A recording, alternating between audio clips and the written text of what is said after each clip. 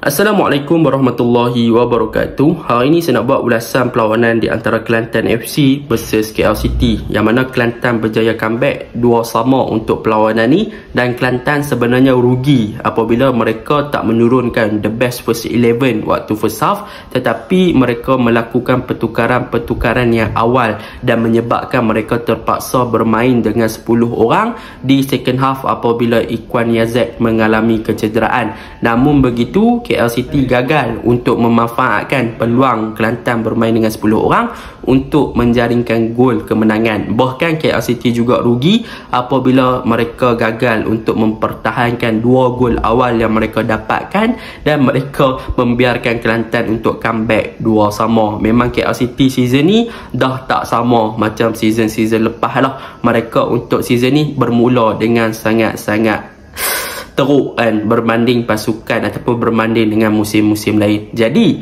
tanpa membuang masa, mari kita masuk ke dalam ulasan perlawanan. Untuk ulasan perlawanan kali ini, saya akan mulakan dengan pasukan Kelantan FC. Apakah perkara positif yang dilakukan oleh pasukan Kelantan? Yang pertama adalah pertukaran formation dan juga pertukaran pemain yang dilakukan oleh pasukan Kelantan pada perlawanan ini adalah sangat-sangat pantas. Yang mana pada dasarnya Kelantan cuba untuk bermain dalam formation 4-3-3 dengan Roland bermain di bahagian kiri, tetapi nampaknya Roland tak mampu memberi impak yang positif. Ghaffar bermain sebagai holding ataupun defensive midfielder pun tak boleh nak bermain dengan baik di bahagian tengah, dan Yusri yang diletakkan sebagai right back memang 2 kali terekspos apabila 2 gol pasukan KL City adalah berpunca dari kawasan tersebut. Tapi kita tak boleh nak salahkan dia sebab dia memang adalah center back bukannya right back, so dia perlukan masa untuk adapt dan juga sesuaikan diri dengan posisi tersebut lah. Jadi apabila dah kena 2-0, apa yang dilakukan oleh Cho Mun Sik adalah beliau membuat pertukaran dengan membawa masuk Ikhwan Yazek, membawa masuk Aquas, membawa masuk Fazrul Amir dan mengubah formation kepada 4-4-1-1, iaitu Sifu diletakkan di belakang Ismail Akinade, Ikhwan di kanan dan juga Fazrul di bahagian kiri. Dan apabila pertukaran formation ni berlaku, maka di bahagian tengah akan bermain dalam sistem double pivot balik, iaitu Faiz dan juga Aquas bermain sebagai double pivot ataupun dua central midfield, dan di kanan adalah Ghaffar yang bermain sebagai right back. Jadi apabila kemasukan pemain-pemain dan berubahnya formation seperti ini, barulah Kelantan boleh menampakkan gameplay mereka yang sebenar, iaitu gameplay yang direct tetapi sangat efektif dari segi kawalan bola dan juga dari efektif dari segi menyerang, yang mana kita boleh tengok kemampuan daripada Ikhwan Yazek dan juga Fazrul Amir yang mempunyai kelebihan dari segi pace dan juga ball control yang bagus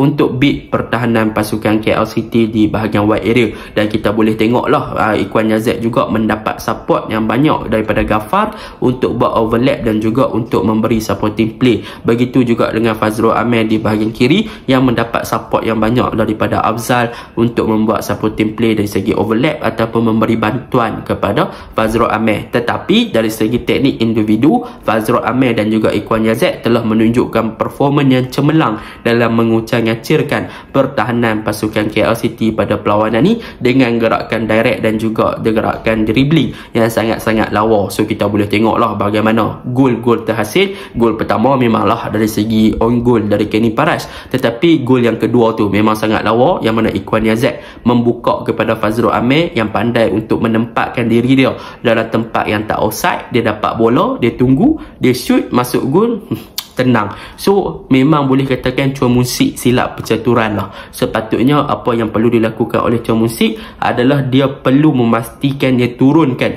the best first 11 dalam setiap perlawanan. Dah ada dah first 11 yang bagus atas-atas, kenapa nak cuba benda-benda baru kan? Sayang. Sebab apa? Sebab bila dia cuba benda-benda baru, benda-benda tu akan merugikan pasukan. Contohnya macam semalam apabila berlakunya pertukaran awal dan dah tukar lebih 5 player, maka di situ Kelantan dah tak ada player apabila Ikhwan Yazid cedera, sedangkan ada lebih kurang 10 ke 11-12 minit lagi perlawanan sebenar akan berlangsung. So Kelantan terpaksa bermain dengan 10 orang dalam keadaan begitu. So kalau ada 11 lawan 11, mungkin Kelantan boleh jadi lebih efektif, tetapi perkara tersebut merugikan. Tu sebab dalam bola sepak perlunya percaturan yang memang tengah konsisten, sebab kita tahu yang first 11 Kelantan sekarang yang dilakukan pertukaran 4-4-1-1 tu adalah the best first 11 kan. Jadi tak perlu nak bereksperimen lagi apabila dah ada squad yang dah bagus. Sepatutnya kalau nak tukar, mungkin boleh tukar seorang dua sahaja.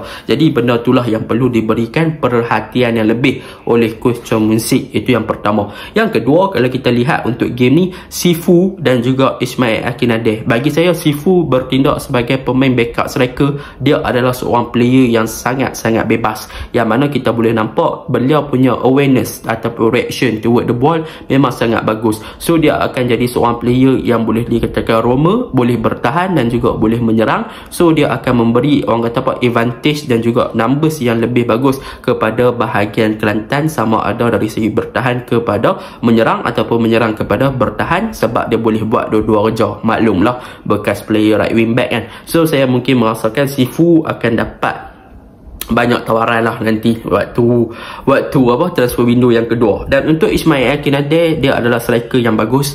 Dia boleh hold up the game, dia boleh hold dia punya gameplay, dia boleh create space kepada ruang ataupun create space kepada pemain-pemain Kelantan yang lain seperti Fazrul, seperti Ikhwan dan sebagainya untuk masuk kepada Sifu. Dan yang paling penting, Ismail Akinade ni dia pandai untuk memenangi aerial duel. So nak bandingkan dia dengan Nuha Marung, memang Ismail Akinade ni adalah lebih better lah. Memang sangat sesuai dengan gameplay pasukan Kelantan sekarang. Faiz Mazlan dan juga Aquas bermain dengan baik di bahagian tengah. Kemasukan Aquas telah membuatkan Faiz lebih dominance dan lebih selesa untuk berpartner dengan Aquas in term of defending ataupun in term of menyerang. Jadi secara kesimpulannya, Kelantan bermain dengan lebih direct dan mereka punya local player bermain dengan bagus. Mereka punya fighting spirit bagus. Ketialan 2-0, mereka kejar balik 2 sama, bermain dengan 10 orang. Mereka masih lagi organize dan compact. So mereka berjaya untuk buat something macam tu lah. So mereka menang. Dan untuk kelemahan, boleh saya katakan kelemahan semalam defend lah. Defend waktu first half tu defend, yang mana belah Yusri tu terlalu terekspos. KL City berjaya exploit kawasan tersebut dan skor 2 gol. Dan lepas tu, lepas pertukaran berlaku lah, dah nampak lah yang Kelantan lebih compact dan lebih orang kata apa, sukar untuk ditembusi lah. So benda tu bagus lah apabila Chong Mun Sik nampak kelompongan dan juga kelemahan Kelantan lebih awal. Manakala untuk pasukan KL City, saya tak tahu apa yang terjadi kepada mereka pada season kali ni, yang mana untuk 2 gol awal saya boleh puji lah. Gol yang dilakukan tu memang lawa. Keyon dijadikan sebagai pemain striker yang untuk memenangi bola, dan dia create orang kata apa, create peluang kepada player lain seperti Keyon, seperti Kipri dan juga Lambert untuk skor gol.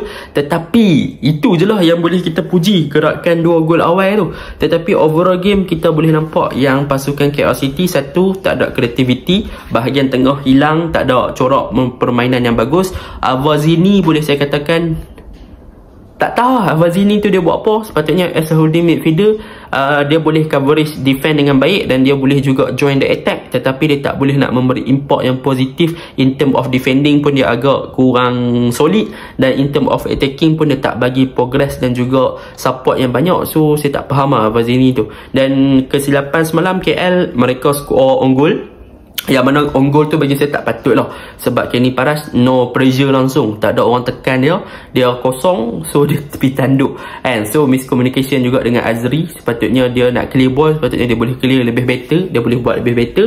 Lepas tu gol yang kedua memang loophole, memang tak ada orang jaga Fazrul Ahmed, man to man marking memang advantage. Sebab apa? Sebab pasukan KL City ni kalau kita lihat dalam fasa build up, mereka lebih kepada back 3 dan mereka punya wing back akan naik lebih tinggi, and jadi apabila macam tu, mereka punya Kelantan ni mereka bawa masuk winger yang laju-laju.